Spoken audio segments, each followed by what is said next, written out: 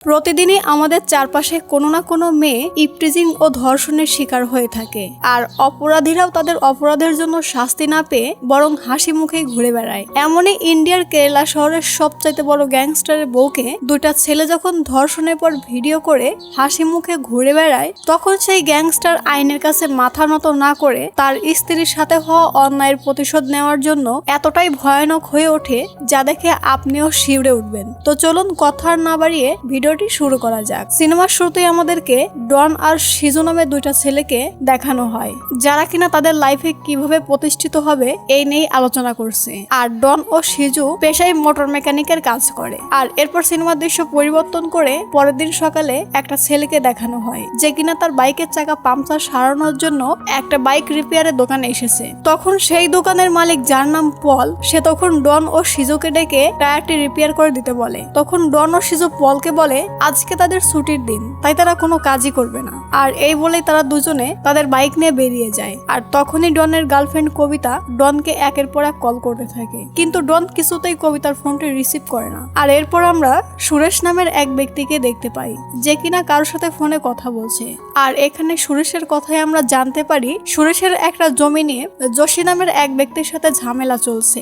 আর এই নিয়েই সুরেশ যখন ফোনে কথা বলছিল, তখন কুরু নামের এক লোক সেখানে এলে সুরেশ তখন কুরুকে বলে, ভাই আমার ওই জায়গার ব্যাপারে গিরি ভাইয়ের সাথে একটু কথা বলুন না। তখন কুরু সুরেশকে বলে আগে গিরি আসুক, তারপর আমি ওর সাথে কথা বলবো। আর এই বলেই কুরু তখন সেখান থেকে চলে যায়। আর এরপর সিনেমার দৃশ্য আবারও পরিবর্তন করে পুলিশ স্টেশনে পুলিশ কমিশনার রঞ্জিতকে দেখানো হয়, যে কিনা তার সব অফিসারদেরকে নিয়ে একটা মিটিং এ বসেছে।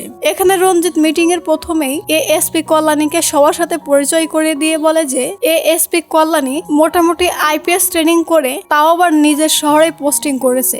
একবার ভেবে দেখুন কতটা পাওয়ারফুল হলে এরকমটা করা যায়। তখন একজন অফিসার বলে, স্যার ম্যাডাম তো ত্রিশূরের প্রভাবশালী মঙ্গলাচুরের পরিবারের মেয়ে। তখন রঞ্জিত বলে, কাল আমার আর সিদ্দিকের সাথে আইজির মিটিং হয়েছে।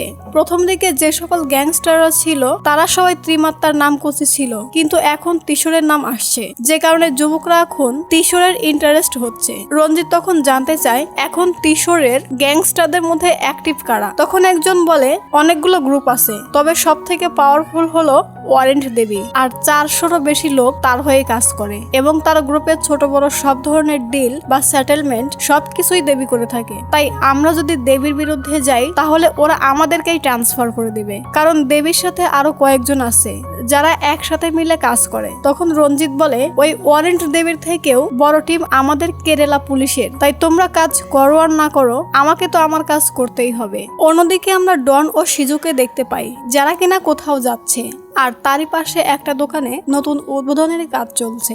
আর ডন ও শিজু তখন একটা ছাতা ও এক বোতল পানি নিয়ে ফুটপাতে দাঁড়িয়ে কারোর সাথে মোবাইলে কথা বলতে থাকে। ওই সময় তারা সুরেশকে তাদের দিকে আসতে দেখে ডন তখন সুরেশের কাছে গিয়ে সুরেশকে হুমকি দিয়ে বলে সে যেন যোশীর সাথে তার জায়গার ব্যাপারটা মিটিয়ে নেয়, তা না হলে তারই ক্ষতি হবে। আর এ কথা শুনে সুরেশ তখন ডনকে বলে, রাস্তায় দাঁড়িয়ে তুই আমাকে ভয় দেখাচ্ছিস? আর তখনই শিজু তার হাতে ছাতা ফুটিয়ে ডন আড়াল করে দাঁড়িয়ে থাকে। আর এই সুযোগেই ডন তখন সুরেশের গলায় স্ক্রু ড্রাইভার ঢুকিয়ে সুরেশকে এটিএম বুথের মধ্যে নিয়ে যায়। আর তখনই এক মহিলা সেই এটিএম এর ভেতর থেকে টাকা তুলতে আসলে শিজু তখন মহিলাটিকে বলে এই এটিএমটি নষ্ট, যে কারণে মহিলাটি তখন সামনের এটিএম এ চলে যায়। তখন শিজু আর ডন মিলে সমস্ত প্রমাণ নষ্ট করে দেওয়ার জন্য ডন তার হাতে লেগে থাকা রক্ত ও ছুরি ধুয়ে বের হয়ে আসে। এরপর তারা প্ল্যান করে তারা তাদের গায়ে জামা পরিবর্তন করে পুড়িয়ে ফেলবে। এজন্য তারা সেই উদ্বোধন হওয়া দোকানেই ঢুকে পড়ে। অন্যদিকে আমরা গিরি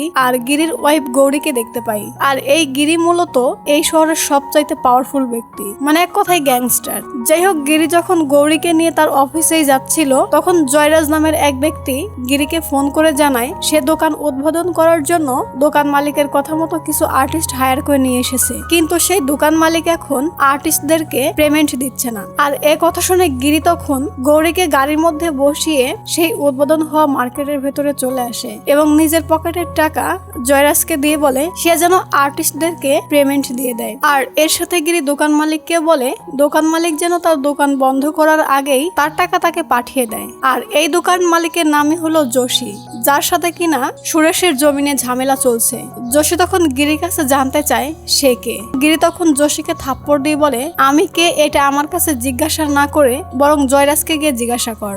আর এই বলেই গিরি যখন দোকান থেকে বের হয়ে আসে তখনই গিরির সাথে গিরির কাজিন সাজির দেখা হয়, যে কারণে তারা দুজন সেখানেই দাঁড়িয়ে কথা বলতে থাকে। আর ওই সময় যোশী তার লোকেদেরকে দিয়ে গিরির কাছে তার টাকা পাঠিয়ে দেয়। এদিকে ডন আর সিজু ড্রেস চেঞ্জ করে ওই এটিএম এর সামনে দিয়ে যাওয়ার সময় লক্ষ্য করে এখনো কেউ তাদের এই মার্ডারের বিষয়টি বুঝতে পারেনি। এজন্য তারা যখন সেখান থেকে চলে যেতে লাগে তখন কবিতা ডনের সামনে এসে ডনের কাছে জানতে চায় সে কেন তার ফোন রিসিভ করছে না। ডন তখন কবিতাকে 7-5 বোঝাতে লাগলে কবিতা তখন ডনের কোনো কথাই শুনতে না চেয়ে ডনকে তার সাথে নিয়ে যেতে চায়। কিন্তু ডন তো এখন চাইলেও কবিতার সাথে যেতে পারবে না, কারণ তার আগে ওই কাপড়গুলোকে তাকে পুড়িয়ে ফেলতে হবে। এই জন্য ডন তখন কবিতাকে একটা ঝাড়ি মারে আর কবিতাও তখন রাগ করে সেখান থেকে চলে যায়। এরপর ডন আর সিজু একটা নির্জন স্থানে গিয়ে তাদের পরিহিত জামা কাপড় ও ছাতায় পেট্রোল ঢেলে আগুনে জ্বালিয়ে দেয়। অন্যদিকে গিরি যখন তাদের অফিসে আসে তখন আমরা গিরির বোন কার্তুকে দেখতে পাই।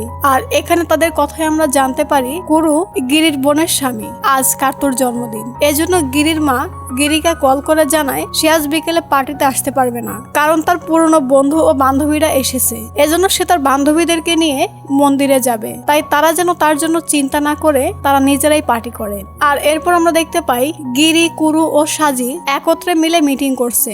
আসলে ব্যাপারটা হলো তারা 3 জনে মিলে একসাথে বিজনেস করে। আর তারা 3 জনে মিলে যখন মিটিং করছিল তখনই সেখানে গিরির চাচাতো বোন কল্যাণী এসে গিরিকে বলে, আজ অফিসে তোমাদেরকে নিয়ে আলোচনা হচ্ছিল। কমিশনার রঞ্জিত কোনোভাবে জানতে পেরেছে যে আমি তোমাদের বোন। কল্যাণী তখন গিরির কাছে জানতে চায় কমিশনার রঞ্জিতের সাথে তাদের ঝামেলাটা কোথায়। তখন সাজি বলে, বেশ কয়েক বছর আগে রঞ্জিত গৌরীকে অনেক পছন্দ করত, কিন্তু তখন গৌরীকে বিয়ে করতে না পারার কারণে অনেক ঝামেলা করতে থাকে, যে কারণে আমরা সবাই মিলে রঞ্জিতকে এখান থেকে ট্রান্সফার করিয়ে দিয়েছিলাম। আর এর জন্যই মূলত রঞ্জিতের আমাদের উপর এত ক্ষোভ। তো তারা যখন রঞ্জিতের ব্যাপারে কথাই বলছিল সবাইকে এসব কথা বাদ দিয়ে বলে, চলো আমরা সবাই মিলে হোটেলে খাবার খেতে যাই। তখন গৌরীর কথা মতো সবাই হোটেলে খাবার খেতে চলে যায়। এদিকে ডন আর সিজু আবারও সেই এটিএম এর সামনে দিয়ে যখন যাচ্ছিল তখন তারা লক্ষ্য করে এটিএম এর ভেতর থেকে রক্ত গড়িয়ে পড়ছে। এজন্য তারাই তখন চিৎকার করে লোকজন জড়ো করে। এর মধ্যেই একজন এটিএম এর দরজা খুললেই দেখে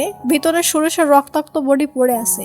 এজন্য তারা তখন এই বিষয়টি পুলিশকে জানায়। আর এখানে লোকজন জড়ো হওয়ার কারণে কবিতাও তখন এটিএম বুথের কাছে আসলে ডন তখন কবিতাকে বলে, আমি প্রথম দেখে সবাইকে ডেকে এনেছি। আর ডনের এ কথা তখন কবিতাও বিশ্বাস করে নাই। অন্যদিকে কল্যাণী যখন তার পরিবারের সবার সাথে হোটেলে বসে খাবার খাচ্ছিল তখন কল্যাণী সেই মার্ডারের খবর পাওয়া মাত্রই খাবার রেখেই বেরিয়ে চলে যায়। আর তখনই একজন লোক এসে গিরির সামনেই হোটেল মালিককে বলে, সার্কেলের এটিএম বুথে কেউ একজন মার্ডার হয়েছে। আর এ কথা শুনে গিরি যখন সেখানে যেতে চায় তখন গৌরী গিরিকে বাধা দিয়ে বলে, তুমি খাবার খাও, যা করার পুলিশই করবে। এদিকে রঞ্জিত যখন এই খবরটি জানতে পেরে তদন্ত করার জন্য এটিএম বুথের কাছে আসে তখন লোকাল সিআই রঞ্জিতকে জানায় পাশের একটা দোকানে উদ্বোধন আর পার্টি অফিসের প্রোগ্রাম চলছিল, যে কারণে বক্সের শব্দ হওয়ায় কেউ চিৎকারের কোনো শব্দই শুনতে পায়নি। রঞ্জিত তখন সেখানে থাকা লোকেদের কাছে জানতে চায় এই ডেড বডিটা প্রথমে কে দেখেছে। তখন অন্য একজনের সাথে সিজু ও ডন হাত ওঠায়। আর তখনই কল্যাণী সেখানে এসে সেখানে থাকা লোকাল পুলিশদেরকে দ্রুত কাজ শেষ করতে বলে। রঞ্জিত তখন সেখান থেকে চলে যায়। আর কল্যাণী তখন সিআইয়ের কাছ থেকে জানতে পারে এই এটিএমটি গত 1.5 বছর ধরে বন্ধ, এমনকি এখানে কোনো সিসিটিভি ক্যামেরাও নেই। তবে এর আশেপাশের দোকানগুলোতে কোনো সিসিটিভি ক্যামেরা থাকলেও থাকতে পারে। অন্যদিকে এই খুনের খবর পাওয়া মাত্রই পলিটিক্যাল লিডার সুনীল ও সাজিকে কল করে এবং দেবীর বিষয়ে জানতে চায়। সাজি তখন বলে, ওকে তো আমরাও ফোনে পাচ্ছি না। তখন সেই পলিটিক্যাল লিডার খুনের বিষয়টি জানতে চাইলে সাজি তখন বলে, এখনো কিছু এই বিষয়ে জানতে পারিনি, তবে কিছু জানতে পারলে অবশ্যই আপনাকে জানাবো। তখন সেই পলিটিক্যাল লিডার জানতে চায় গিরি কোথায়। উত্তরে সাজি বলে, গিরি তার সাথেই আছে। তখন সেই পলিটিক্যাল লিডার সুনীলকে তার পার্টি অফিসে যেতে বললে সুনীল তখন সেই পলিটিক্যাল লিডারকে বলে তারা এই মুহূর্তে যেতে পারবে না, কারণ বিকেলে তাদের বাড়িতে পার্টি আছে, তারা অন্য একদিন যাবে। আর এরই মধ্যে দেবী সাজিকে কল করে জানতে চায় তাদের কোনো লোক এই খুনটি করেছে কিনা। তখন দেবী বলে তাদের কোনো লোকই এই মার্ডারটি করেনি, যে কারণে গিরি তখন দেবীকে বলে এই বিষয়টি যেন তারা হালকাভাবে না দেখে বরং একটু সিরিয়াসলি নেয়। দেবী তখন গিরিকে বলে ঠিক আছে ভাই, বিকেলের পার্টিতে দেখা হবে। আর দেবীর গাড়িতে যে ড্রাইভ করছে সে হলো দেবীর স্ত্রী জয়া। আর এই দেবী মূলত ওয়ারেন্ট দেবী। শহরের যত ছোট বড় সেটেলমেন্ট করা হয় সব এই দেবীর দ্বারাই হয়। আর এর নাম হচ্ছে সোনি, যে হলো দেবীর ডান হাত। অন্যদিকে আমরা দেখতে পাই ডন কবিতার সাথে রেস্টুরেন্টের টয়লেটে রোমান্স করছে। আর ওই সময় সিজু ডনকে ডাক দিয়ে নিয়ে বাইরে চলে আসে। আর তখনই কমিশনার অফিস থেকে কল করে তাদেরকে পুলিশ স্টেশনে যেতে বলে। আর কমিশনারের কথা মতো যখন তারা সেই পুলিশ স্টেশনে যায় তখন কমিশনার তাদের থেকে স্টেটমেন্ট নিয়ে তাদেরকে আবার ছেড়ে দেয়। এরপর ডন যখন পুলিশ স্টেশন থেকে বের হয়ে আসতেই লাগে তখনই সুরেশকে মারতে তাদেরকে যে ভাড়া করেছিল সে তখন তাদেরকে ফোন করে বলে তারা যেন সুপার মার্কেটে চলে আসে। এদিকে গিরি যখন একটি সাইট ভিজিট করে বের হয়ে যাচ্ছিল তখনই গৌরী তাকে ফোন করে জানায় সে বিকেলের পার্টির কিছু কেনাকাটা করার জন্য একটা সুপার মার্কেটে যাচ্ছে। তাই গিরিও যেন তার সাথে কেনাকাটা করার জন্য সেই সুপার মার্কেটে যায়। এদিকে ডন আর সিজু যখন একটা সুপার মার্কেটের সামনে বসেই প্ল্যান করতেছিল যে তারা এই কন্টাকে 10 লক্ষ টাকা পেলে তারা এই টাকা দিয়ে কি করবে, তখনই গৌরী তার গাড়ি নিয়ে ডন আর সিজু যে সুপার মার্কেটের সামনে বসে রয়েছে সেই সুপার মার্কেটেই চলে আসে। আর গৌরী যখন গাড়ি থেকে নামতে লাগে তখন ডন গৌরীকে দেখা মাত্রই গৌরীর দিকে বাজেভাবে তাকিয়ে থাকে এবং গৌরী যখন সুপার মার্কেটে ঢুকতে লাগে তখন ডন ও সিজু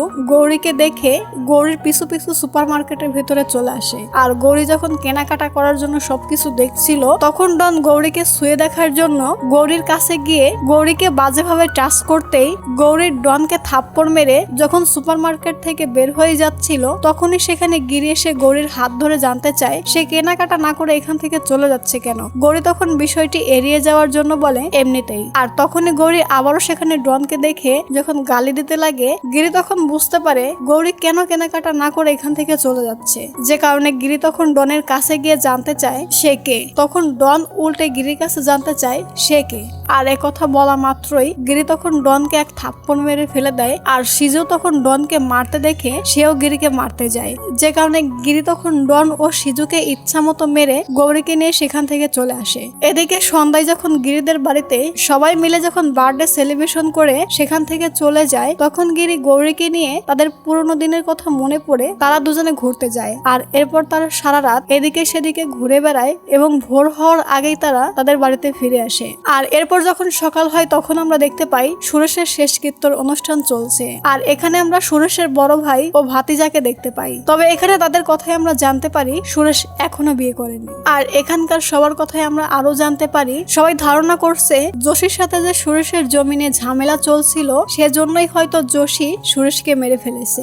আর এই নিয়ে যখন সেখানে আলোচনা হচ্ছিল তখন গিরিরা সবাই সুরেশের শেষকৃত্য অনুষ্ঠানে সুরেশকে শেষবার দেখার জন্য চলে আসে। এরপর তারা যখন সেখান থেকে চলে যেতে লাগে দেবী তখন যোশীকে দেখে যোশীকে ডেকে এনে তাদের গাড়িতে তুলে নেয়। যোশী তখন ভাবে হয়তো গতদিন শপিং মলে গিরির সাথে তার যে ঝামেলা হয়েছিল এজন্যই হয়তো দেবী তাকে ডেকেছে। কিন্তু দেবী তখন যোশীর কাছে জানতে চায় সে কি সত্যি প্রপার্টির জন্য সুরেশকে মেরে ফেলেছে। যোশী তখন বলে সে সুরেশকে মারেনি। আর এ কথা শুনে দেবী যোশীকে বলে এখন থেকে এই প্রপার্টির কথা ভুলে যাবে। আর আমরা যদি একবার জানতে পারি তুমি সুরেশকে মেরে ফেলেছো তাহলে বুঝতেই পারছো তোমার কি হবে, কারণ পুলিশও আমরা সুরেশের হত্যাকারীকে খুঁজে বেড়াচ্ছি, সে যেই হোক না কেন তাকে তো ধরা পড়তেই হবে। আর এই বলেই দেবী তখন যোশীকে গাড়ি থেকে নামিয়ে দেয়। অন্যদিকে ডন আর সিজু মার খেয়ে হসপিটালে যখন বসেছিল তখন তাদের সাথে দেখা করতে আসে সুরেশের বড় ভাইয়ের 2 ছেলে। আর এখানে সুরেশের ভাতিজারা তাদের দুজনের সাথে দেখা করতে আসার কারণ হলো সুরেশের প্রপার্টির জন্য সুরেশের ভাতিজারাই যোশীর সাথে মিলে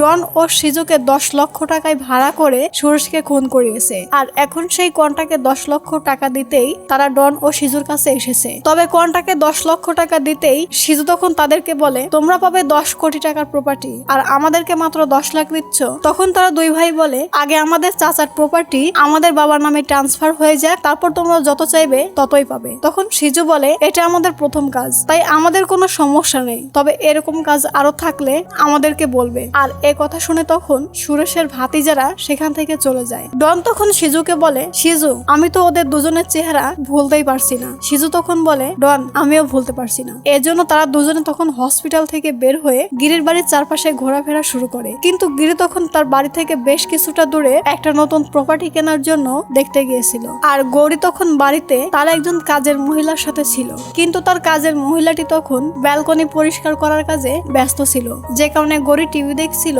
আর ওই সময় দোতলায় একটা কাঁচের বোতল ভাঙার শব্দ হওয়ার কারণে গৌরী তখন টিভি দেখা বাদ দিয়ে দোতলায় যেতে লাগলে সিঁড়ির কাছে গিয়ে দেখে একটা কাঁচের বোতল গড়িয়ে পড়ছে। আর ডন ও সিজু তখন সিঁড়ি থেকে নামতে নামতে গৌরীকে দেখে বলে, আরে ভাবি ভয় পাবেন না, আমরা তো আপনাকে সরি বলতে এলাম। তখন গৌরী ডনের হাতে একটা ছুরি দেখা মাত্রই দৌড়ে অন্য একটা রুমে গিয়ে দরজা বন্ধ করার চেষ্টা করে, কিন্তু ডন তখন ছুরি দরজায় ঢুকিয়ে রাখার কারণে গৌরী তখন দরজাটি বন্ধ করতে পারে না। আর তখন ডন আর সিজু দরজাটিকে ধাক্কা দিয়ে খুলে ফেলে এবং ঘরের ভেতরে ঢুকে গৌরীর শাড়ি দিয়ে গৌরীকে খাটের সাথে বেঁধে বলে, তোকে শুধুমাত্র টাচ করাতে তোর জ্বলে গিয়েছিল তাই না, আর এখন দেখ আমি তোর সাথে কি কি করি। গৌরী তখন অসহায়ের মতো কান্না করতে করতে তাকে ছেড়ে দিতে বলে, কিন্তু ডন তখন গৌরীর কোনো কথাই না শুনে গৌরীকে রেপ করে। আর সিজু তখন এই সমস্ত কিছু ভিডিও করে রেখে তারা সেখান থেকে চলে যায়। আর এই খবর পাওয়া মাত্রই গিরি তখন দ্রুত তার বাড়িতে ছুটে আসে। গিরি তখন ভিতরে গিয়েই দেখে গৌরী নিস্তেজ অবস্থায় বিছানায় পড়ে আছে।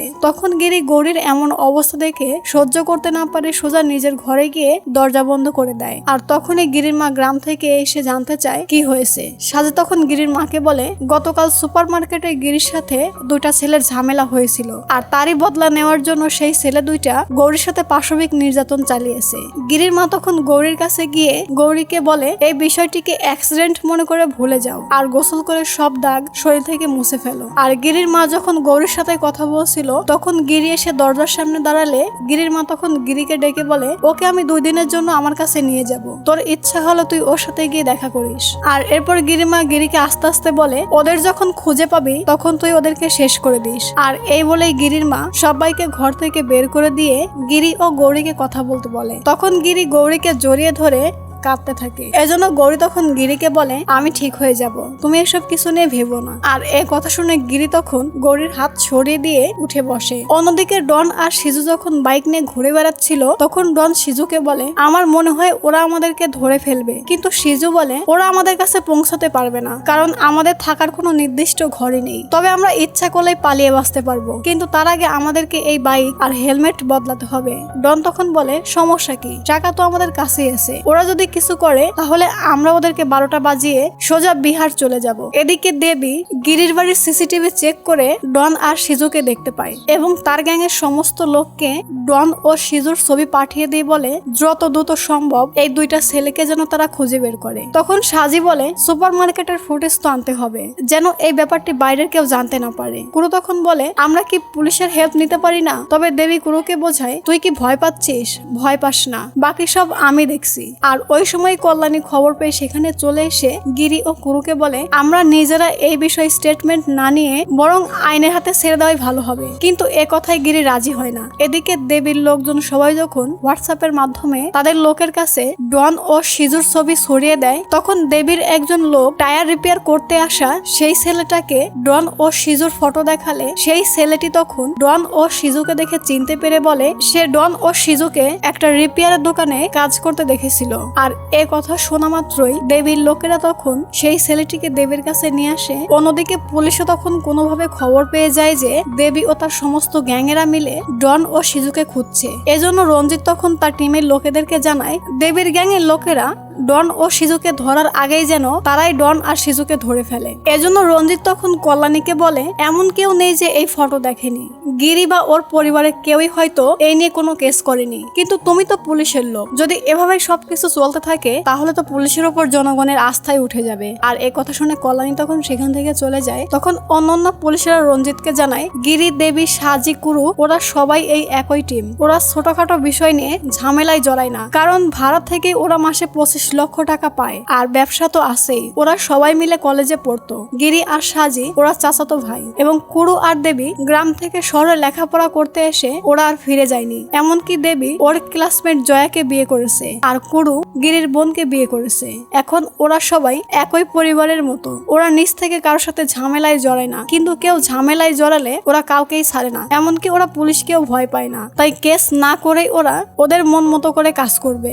কারণ ওদের কাছে পাওয়ার আর সেটআপ দুটোই আছে। এদিকে পুলিশের এক সিআই দেবীকে কল করে জানায়, তদন্ত করে জানতে পারলাম ডন ও সিজুর তেমন কোনো বন্ধু বান্ধব নেই, এমনকি যাওয়ার মতো ওদের কোনো জায়গা নেই। আর এটিএম বুথের মধ্যে যে মার্ডারটি হয়েছে ডন আর সিজু মিলেই এটিএম বুথে মার্ডারটি করেছিল। আর এ কথা শুনে দেবী তখন সেই রেপিয়ার দোকানের মালিক পলকেও ধরে এনে ডন ও সিজুর বিষয়ে জানতে চাইলে তখন পল তাদেরকে জানায় ডন ও সিজু 1.5 বছর যাবত তার কারখানায় কাজ করছে, কিন্তু সে কখনো ভাবতেও পারেনি ওরা দুজনে এতটা খারাপ। তখন জয় নামের একজন লোক বলে, আমি এর আগে একবার ওদের একটি সেটেলমেন্টের জন্য নিয়ে গিয়েছিলাম। আর এ কথা শুনে দেবী তখন জয়ের নাক ফাটিয়ে দিয়ে সুনীলকে বলে জয়কে যেন তাদের সাথে করে নিয়ে ডন ও সিজুর পরিবারকে তুলে আনা হয়। তখন সুনি জয়কে নিয়ে ডনের বাড়িতে এসে ডনের বাবা শঙ্করকে তুলে নিয়ে আসে। আর এরপর দেবী সাজিকে কল করে জানিয়ে দেয় ডন ও সিজুই এটিএম বুথের ভেতর থেকে মার্ডার করেছিল। তবে ওদের মোবাইল ট্রেস করে জানা গেছে ডন ও সিজু এখনো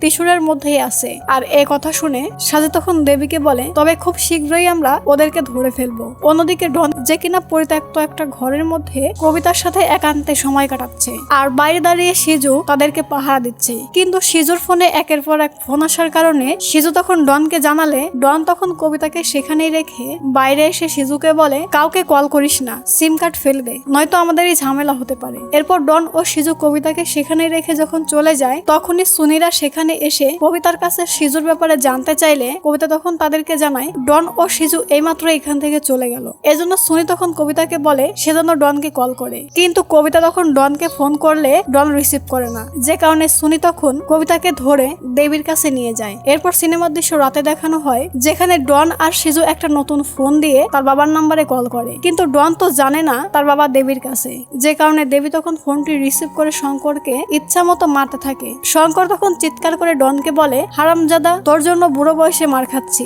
ওরা যা বলে তাই কর। তখন দেবী ডনকে বলে, তুই আর তোর বন্ধু যেখানেই থাকিস না কেন এক্ষণে যদি এখানে না আসিস তাহলে তোর পুরো পরিবারকে শেষ করে দেব। আর এ কথা শুনে ডন তখন একটি চলন্ত বাসের উপরে তার মোবাইলটি ফেলে দিয়ে অন্য একটা প্ল্যান করে। এদিকে দেবীর এখানে উৎসব চলছে, যে কারণে বাইরে সবাই উৎসবের আনন্দে মেতে উঠেছে। তখন গৌরী জয়াকে কল করে তার সাথে দেখা করতে বলে, যে কারণে জয়া তখন গৌরীর কাছে চলে যায়। তখন সেখান থেকে সাজি ও কুরু তাদের বাড়িতে চলে যায়। অন্যদিকে আমরা ডনকে দেখতে পাই যে কিনা কোথাও যাচ্ছিল। এদিকে দেবীও সেখান থেকে ড্রিঙ্কস করে সোনিকে নিয়ে তার বাড়িতে ফিরে যখন ঘুমিয়ে পড়ে তখন ডন আর সিজু দেবীর ঘরে ঢুকে দেবীকে বেঁধে ফেলে এবং দেবীর পিস্তল দিয়েই তারা দুজন মিলে দেবীকে শুট করে মেরে ফেলে। এরপর তারা দুজনে দেবীর পিস্তল ও ডয়ারে থাকা টাকা পয়সা নিয়ে সেখান থেকে পালিয়ে যায়। আর দেবীর খুনের খবর পেয়ে তখন সবাই সেখানে আসলে তখন পুলিশও এই খবরটি জানতে পেরে সেখানে এসে দেবীর বাড়ির চারদিকে ঘিরে রাখে, কারণ শহরের সবচাইতে বড় গ্যাংস্টারের খুন হয়েছে। যাই হোক, গিরি তখন জয়াকে নিয়ে দেবীর কাছে আসে। আর এরপর গিরি জয়ের এমন কান্না দেখে সহ্য করতে না পেরে সে তখন তার গাড়ি নিয়ে সেখান থেকে চলে যেতে লাগে। আর যাওয়ার পথে তার গাড়ির চাকায় কিছু একটা পড়ার কারণে গিরি তখন তার গাড়িটিকে থামায়। আর এই সুযোগে ডন গিরিকে উদ্দেশ্য করে গুলি চালায়। তখন গিরিও তার সাথে থাকা পিস্তল নিয়ে নিচে নেমে আসলে তখন মুহূর্তের মধ্যেই একটি গুলি এসে গিরির কাঁধে লাগে, কিন্তু তারপরেও গিরি ডনের দিকে এলোপাথারি গুলি চালায়, যে কারণে ডন ও সিজু তখন ভয় পেয়ে বাইক নিয়ে সেখান থেকে পালিয়ে যেতে লাগে। কিন্তু গিরিও তখন এই আহত অবস্থায় তার গাড়িটিকে ঘুরিয়ে ডন ও সিজুর পিছু করতে করতে একটা মোড়ে আসলে তখন ডন গিরির গ্লাসে একটা ইট মারে এবং গিরির গাড়িতে গুলি করে তারা দুজনেই তাদের বাইক নিয়ে জঙ্গলের মধ্যে লুকিয়ে গিরি মারা গেছে কিনা এটা শিওর হওয়ার জন্য লুকিয়ে লুকিয়ে গিরির গাড়িটিকে ফলো করতে লাগে। কিন্তু বেশ কিছুটা সময় যাওয়ার পর গিরিকে গাড়ির ভেতর থেকে বের হয়ে আসতে না দেখে ভাবে গিরি হয়তো মারা গেছে, যে কারণে তারা তাদের বাইক নিয়ে সেখান থেকে চলে যেতে লাগে। আর তখনই হঠাৎ করে গিরি তার গাড়ি নিয়ে আবারও তাদেরকে রাস্তা আটকে দেয়। আর এবার গিরি তাদের দুজনকে ধাওয়া করতে করতে এক পর্যায়ে তাদের দুজনের সামনে এসে তার গাড়ি দিয়ে ডন ও সিজুকে ব্রিজ থেকে ফেলে দেয়। তখন গিরি গাড়ি থেকে নেমে ব্রিজের নিচে তাকিয়ে দেখে ডন ও সিজু পানিতে তলিয়ে গেছে। এরপর গিরি হসপিটালে এসে তার হাতে লাগা গুলি বের করে ফেলে। আর পরের দিন পুলিশ এই খবরটি পেয়ে ব্রিজের নিচে তল্লাশি করলে দেখতে পায় ডন ও সিজু সেখানে নেই। এজন্য পুলিশ মনে করে হয়তো ডন ও সিজু মারা গেছে। আর পরের দিন গিরিরা সবাই তাদের ফার্ম হাউসে আসে, সবাই মিলে আনন্দ করে স্বাভাবিক হওয়ার জন্য। এখানে কুরু গিরিকে বলে, এখন ওদেরকে নিয়ে চিন্তা করা বাদ দে, পুলিশ আর আমাদের লোকেরা ওদেরকে তদন্ত করে খুঁজছে, হয়তোবা ওরা মারাও গেছে। তখন সাজিও তাই বলে। আর এরই মাঝে পুলিশ সুরেশের খুনি মানে সুরেশের দুই ভাতিজা আর যোশীকে অ্যারেস্ট করে। তবে মূল আসামি ডন আর সিজু এখনো পলাতক, যে কারণে পুলিশের কাছে এখনো সেরকম কোনো তথ্য নেই। অন্যদিকে রাতে কুরুকে দেখানো হয়, যে কিনা ডনের প্রতিবেশীদেরকে টাকা খাইয়ে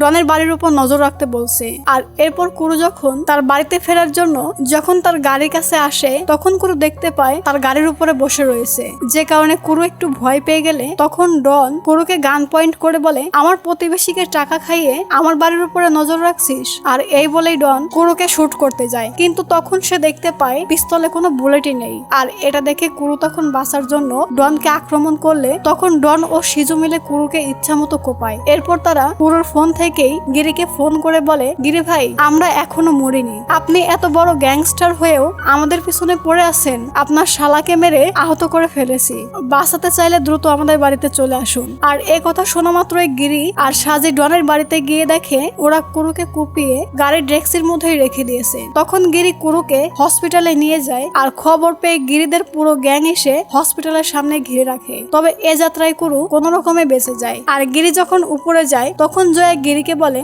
ও এখন ঠিক আছে, কিন্তু গৌরীর মানসিক অবস্থা খুবই খারাপ, কারণ গৌরী মনে করে ওর জন্যই এত কিছু হচ্ছে, তাই গিরি যেন গৌরীকে বাড়িতে নিয়ে যায়। তখন গিরির মা সাজি আর কল্যাণীকে বলে, তোরা এখান থেকে চলে যা, সবারই এখানে একসাথে থাকার দরকার নেই, পরেরটা পরে দেখা যাবে। আর এ কথা শুনে গিরি তখন তার মায়ের কথা মতো সবাইকে নিয়ে যখন চলে যাচ্ছিল, তখন পুলিশ এসে সাজিদেরকে জানায় ডন ও সিজু এই শহরের মধ্যেই কোথাও আছে, আর সম্পূর্ণ পুলিশ ফোর্স আজকে ওদের দুজনকে ধরার জন্যই নেমেছে, তাই তারা যেন কোনো দুশ্চিন্তা না করে। আর এই কথা শুনে সাজি তখন অনেক রেগে গিয়ে পুলিশদেরকে মনে করিয়ে দেয় গত বছরেও তারা তাদেরকে এ কথাই বলেছিল, তাই তারা পুলিশকে ভরসা না করে যা করার নিজেরাই করবে। আর এই বলেই সাজি তখন সেখান থেকে চলে যায়। আর গিরিও তখন তার বাড়িতে চলে যায়। তখন গিরির মা বাড়ির অন্যান্য সদস্যদেরকে হসপিটালে রেখে যখন সে বাড়িতে যাওয়ার জন্য লিফটে ওঠে, তার কিছুক্ষণ পরে বোরকা পরা অবস্থায় ডন ও সিজু তখন গিরির মাকে বলে, আপনি কি গিরির মা? আর এই বলে ডন ও সিজু তখন গিরির মায়ের গলায় চাকু চালিয়ে দেয়। আর এরপর তারা দুজনে হসপিটাল থেকে বের হয়ে এসে গিরিকে কল করে বলে তারা তার মায়ের সাথে কি করেছে। আর এই খবর পাওয়া মাত্রই গিরি তখন হসপিটালের উদ্দেশ্যে বেরিয়ে যায় এবং সাজিকে কল করলে সাজি তখন জানায় অনেক রক্তপাত হয়েছে, তবে কপাল ভালো যে হসপিটালেই হয়েছে, যে কারণে গুরুতর আহত হলেও এখনো বেঁচে আছে। আর গিরি যখন হসপিটালে যেতে লাগে তখন একজন তাকে ফোন করে জানায় ডন আর সিজুকে পুলিশ হসপিটালের বাড়ি থেকে ধরে ফেলেছে, তবে মনে হচ্ছে ওরা দুজনে নিজেরাই স্যালেন্ডার করেছে। আর এ কথা শুনে গিরি তখন হসপিটালে না গিয়ে সোজা থানায় চলে যায়। তখন কিছু পুলিশ সদস্যরা নিজেরা বলছিল ভাগ্য ভালো যে আমরা ওদেরকে ধরতে পেরেছি, তা না হলে গিরি ওদেরকে ধরতে পারলে ওদেরকে মেরেই ফেলতো। কিন্তু গিরি তখন তাদের এসব কথায় কোনো কান না দিয়ে সোজা ভিতরে গেলে সেলের মধ্যেই ডন গিরিকে দেখতে পেয়ে বলে শেষ পর্যন্ত এসেই গেলে। তখন কিছু পুলিশ গিরিকে বলে সব তদন্ত শেষ করে কালকেই ওদেরকে কোর্টে নেওয়া হবে। তখন ডন পুলিশকে বলে এরপর আমাদেরকে রিমান্ডে নেবেন তাই তো, আমরা এসব কিছুর জন্য রেডি। আর তখনই সেখানে রঞ্জিত এসে গিরিকে দেখতে পেয়ে বলে তোমার যা ক্ষতি হয়েছে তা আমি বুঝতে পারছি, কিন্তু তার জন্য আইন নিজের হাতে তুলে নেওয়ার চেষ্টা করবে না, এমনিতেও ওদের বিরুদ্ধে এত চার্জ লাগিয়েছি যে জীবনেও বের হতে পারবে না। কিন্তু গিরি তখন রঞ্জিতের এ কথায় কোনো উত্তর না দিয়ে সোজা পুলিশ স্টেশন থেকে চলে আসে। আর এরপর দিন ডন ও সিজুকে কোর্টে আনার সময় গিরির সমস্ত লোকেরা ডন ও সিজুকে চারপাশ থেকে ঘিরে রাখে। আর এরই মাঝে কবিতা এসে ডনকে থাপ্পড় মেরে সেখান থেকে চলে যায়, কিন্তু তারপরেও ডন কবিতাকে সবার সামনে উল্টাপাল্টা কথা বলতে থাকে। আর তখনই কেউ একজন দূর থেকে আচমকা ডন ও সিজুকে গুলি করে, যে কারণে সেখানে থাকা সমস্ত লোকেরা তখন পালাতে লাগে। তখন পুলিশও বুঝতে পারে না যে তাদেরকে গুলিটা করলো কে।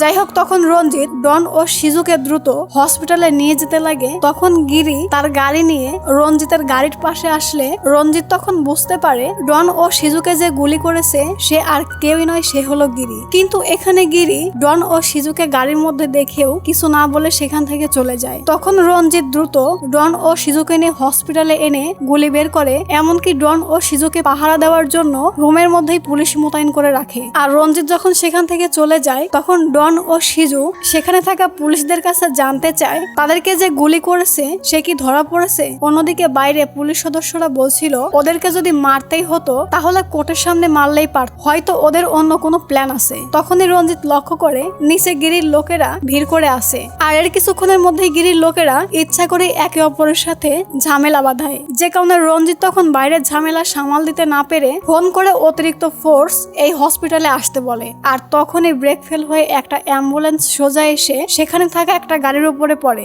যে কারণে সবাই সেদিকেই ছুটে যায়। আর রঞ্জিত তখন গিরির চাল বুঝতে পেরে দৌড়ে ডন ও সিজুর কেবিনে গিয়ে দেখে গিরি বাইরে ইচ্ছা করে ঝামেলা পাকিয়ে পুলিশদেরকে ব্যস্ত রেখে এই ফাঁকে সে দেওয়াল ভেঙে ডন ও সিজুকে ধরে নিয়ে গেছে, যে কারণে রঞ্জিত তখন পুরো শহরে হাই অ্যালার্ট জারি করে দেয় এবং সাজি ও গিরির ফোন লোকেশন ট্যাগ করতে বলে। আর এর কিছুক্ষণ পরেই পুলিশ যখন সাজির ফোন লোকেশন ট্যাগ করে সাজির কাছে যায়, তখন তারা দেখতে পায় সাজি গাড়ির মধ্যে একা বসে রয়েছে, কিন্তু তারা সাজিকে ধরতেই সাজি তার গাড়ি নিয়ে সেখান থেকে পালিয়ে যায়, যে কারণে পুলিশ আর তাকে ধরতে পারে না। আর এরপর তারা গিরির ফোন লোকেশন অনুযায়ী যখন তারা একটা কবরস্থানে যায়, তখন তারা দেখতে পায় সেখানে কেউই নেই, যে কারণে তারা সেখান থেকে চলে আসে। আর তখনই আমরা দেখতে পাই ওই সময় ত্রিশূলের পূজার উৎসব চলছে এবং সেই উৎসবে হাজারো মানুষ এসে উৎসব পালন করছে। আর এরই অন্য পাশে একটা প্লাস্টিকের প্রসেসিং গোডাউনের মধ্যে গিরি ডন ও সিজুকে এনে আটকে রেখেছে। আর এরপর গিরি একটা হাতুড়ি ও একটা স্ক্রুড্রাইভার এনে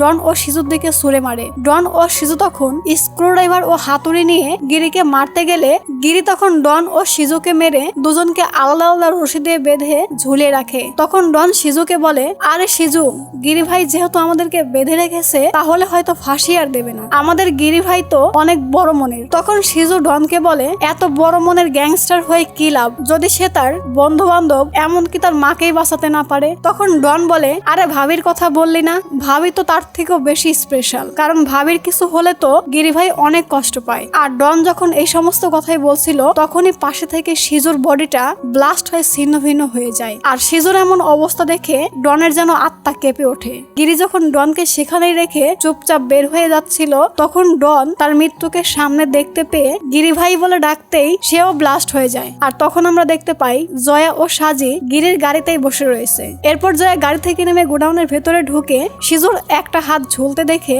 গুলি করে হাতটিকে ফেলে দেয়। আর এরপর জয়া আবারও গাড়ির ভেতরে এসে বসে এবং তারা তিনজনে মিলে সেই উৎসবের মাঝখান দিয়ে চলে আসে। আর তার সাথে এই অসাধারণ সিনেমাটাও শেষ হয়ে যায়। আমার মনে হয় প্রত্যেকটা ধর্ষকেরই জনসম্মুখে এনে এভাবেই শাস্তি দেওয়া দরকার, তাহলেই হয়তো আমরা মেয়েরা নিরাপদে রাস্তায় একা চলতে পারবো। তো আপনারা কি বলেন অবশ্যই কমেন্ট বক্সে জানাবেন। আর হ্যাঁ, ভিডিওটি ভালো লাগলে অবশ্যই চ্যানেলটিকে একটা লাইক, কমেন্ট, শেয়ার এবং সাবস্ক্রাইব করতে একদমই ভুলবেন না। তো সবাই ভালো থাকুন, সুস্থ থাকুন এবং আপনার আশেপাশের মানুষদেরকেও সুস্থ রাখুন। আল্লাহ হাফেজ।